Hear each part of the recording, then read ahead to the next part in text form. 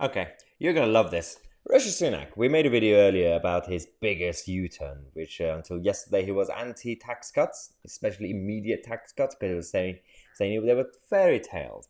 And then today he made a massive U-turn and abandoned his main platform of be fiscally responsible, basically being a brownite and blurite, and said, I'm going to do immediate tax cuts. We have a better thing for you guys in this video. So Keto put together this beautifully edited video of the old Rishi Sunak when he was a backbencher and he was actually advocating for free market capitalism, low taxes, Thatcherism, and all that. And they put it together next to the current Rishi Sunak, well, when he was Chancellor until recently. So he was basically fighting against himself. Rishi versus Rishi. Watch this. I thank the Chancellor. You mentioned the election campaign. In that campaign, the opposition suggested that they would raise the rate of corporation tax in this country, a move that would damage jobs and growth. Could he confirm for the House now, is that still my policy, or will you start backing British businesses? Absolutely beautifully put, Guido. Thank you so much for that editing. I mean, we do have to expose when it's necessary. We have to talk about the hypocrisy of politicians, whether they're left-wing or right-wing, it doesn't matter. That's the whole point of this channel, because there's no point in being partisan for the sake of being partisan.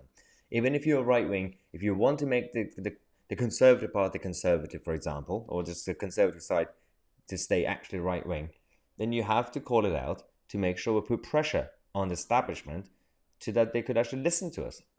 Because otherwise, I always say the Tory party always needs an opposition.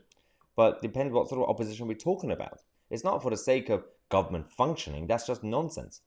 The way this country works, British spectrum, the political spectrum, is that the Tory party, the more conservative-leaning party, generally speaking, which is the Tory party, needs opposition from the right. Because when there's opposition from the left, then they go towards the left.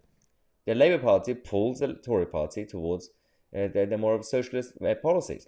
Because when the Labour Party is empowered and they are winning the argument, as Jeremy Corbyn says, based on left-wing policies, the Tories panic and decide to do wishy-washy, offering the same kind of rhetoric and policies, saying, hey, we want the same things. We're going to be patronising towards Northerners and treat the whole of the Red Wall as if they are all socialists and they want freebies and free money. And you wonder why the country is going down, because both parties are offering the same type of policies. But when the Tory party is pushed and pulled by the right, then the whole thing is different. If it weren't for one Nigel Farage and UKIP, the height of UKIP at the time, pushing for a referendum, EU referendum agenda, then the Tories would have never offered that referendum, because they were being pulled by the Labour side, who were more of the Blairism and New Labour side. You didn't want a referendum. So for years and years, both parties rejected the idea. But you have to have the pressure groups from the right to pull the Conservative Party to the right. Otherwise, Rishi Sunak and the likes of Rishi Sunak will be exposed all the time. Now, thanks again for watching. Subscribe to the channel. And my TC and we are the media.